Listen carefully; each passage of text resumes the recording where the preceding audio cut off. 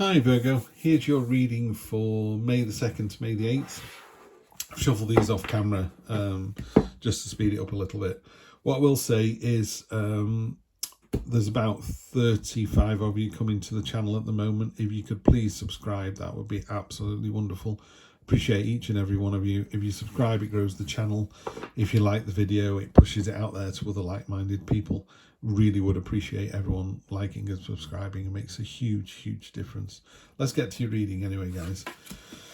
Victory under your control. This is all of your making. Great to see that. Yeah, Major Arcana, it's you, you're in control. Well done, so far so good. Then we cross that with the Devil energy. The Devil energy, she's whispering away like this, you know, have a little secret. All those chains are leading to all the other people that she's captured or she's holding down. This to me talks about, if you've had a major victory, you've got to be careful you're not too gleeful. You're not like, oh yeah, I'm awesome, I'm the top dog. You know, temper it with a little bit of, if you had temperance on here, it would say, okay, you've won the war, but don't gloat. And I'm saying the same thing. I think the Devil energy there is going, go on, take on something else, do something more, you know, really rub their noses in it. It's like, don't do that. You're better than that, Virgo. So you step above it. Wow, something happened last week, something fairly major. This is the Death card, so something changed. There was a transformation, something ended. I don't know what, but something ended last week. Be careful not to wallow in the past, given what happened last week. This is the Six of Cups. The cups there are filled with sweets, or candies as the Americans call them. They're delicious, but they're a sweet treat. They won't sustain you, and it's the same with looking in the past. You know, you don't want to be in a situation where you're looking to the past all the time going, oh, it was so much better when. It's like, really? Was it? You know, so you just temper that a little bit. And again, the Devil to me is pointing at that going, yeah, remember what it used to be like? It's rubbish now, isn't it? It's like, no, it's not. It's just different. Judgment, cold light of day, you will, and it's going to be pointing at you as well. You'll be called to answer for your deeds, you know, even in your own head, you know, when you put your head on the pillow. Were you a nice person today? Did you do the right thing? The head energy is sort of conscious part of the question. King of Cups, cool, calm, collected. I call him the cool cat. You know, he's really laid back. He's completely in control of his emotions. He understands the subconscious against the conscious. He's in control, but not in a way of, he doesn't suppress anger, but he knows, I just got angry about that. I know why I got angry. Let me deal with that. Let me apologize if it's appropriate. So he's very much in control of his emotions like that in a really positive way. Now the Judgment card is pointing at you, triumph and victory. Well done. End of hostilities. So you've got a major victory and you've got a minor victory. There's a knife in the ground, so that's the end of hostilities. You could argue that, well, the lion's eaten a human being, but that human was horrible, you know, and the lion has restored the balance on the Serengeti plains. You know, he goes back to being a lion and eating zebras. Everyone's happy about that. So yeah, there's been a minor victory. That's really good.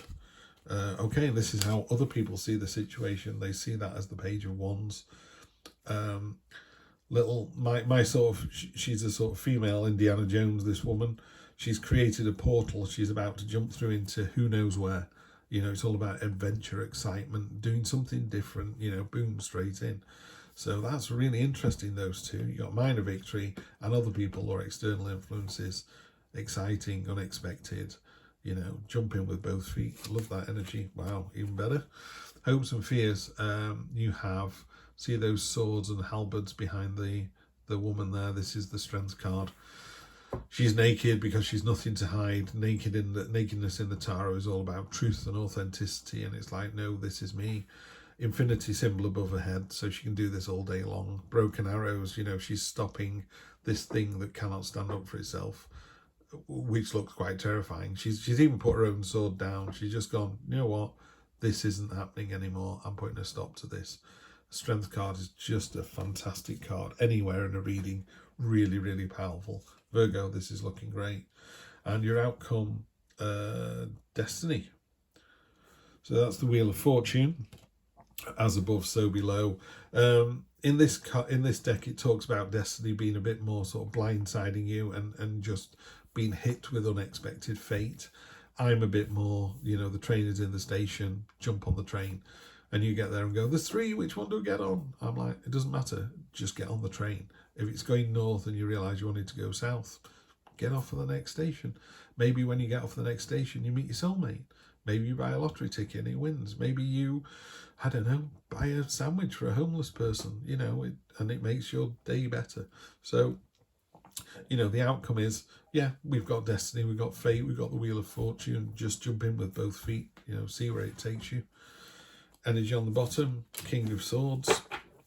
A couple of things about this fella. One, people think he's really heartless and cold, and he's not. He's even put his heart into a little sort of marble there so he glows to say, I do have a heart, but I am cold and stoic and logical, and I've been through it all and I know it all. It's a bit, yeah, it's a bit like a know-it-all energy, but not with any arrogance. It's not like a show-off energy. It's just someone who's at the top of their game, completely in control, stoic. You know, this sword has been rammed into the ground. It's not going anywhere.